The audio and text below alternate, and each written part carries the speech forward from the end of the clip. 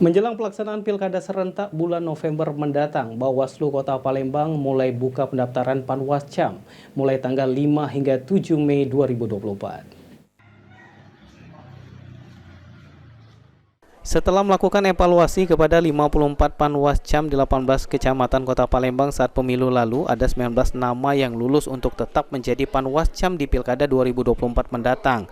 Dan untuk memenuhi kuota Panwascam yang ada menjelang Pilkada November mendatang, Bawaslu Kota Palembang akan membuka tahapan rekrutmen penerimaan Panwascam baru sebanyak 89 orang.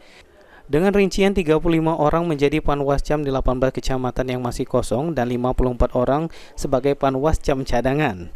Disampaikan anggota Bawaslu Kota Palembang Hairil Anwar Simatupang, untuk penerimaan berkas calon Panwascam baru akan dilakukan pada tanggal 5 hingga 7 Mei 2024.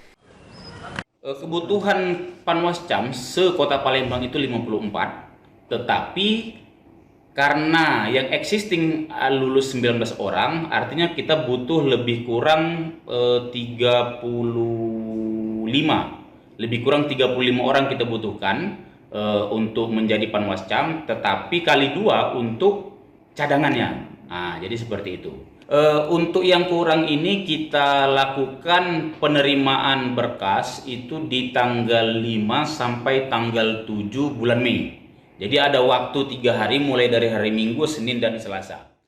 Dibukanya pendaftaran Panwascam di Kota Palembang diharapkan supaya masyarakat Kota Palembang dapat berpartisipasi untuk sama-sama mengawasi jalannya Pilkada 2024 mendatang.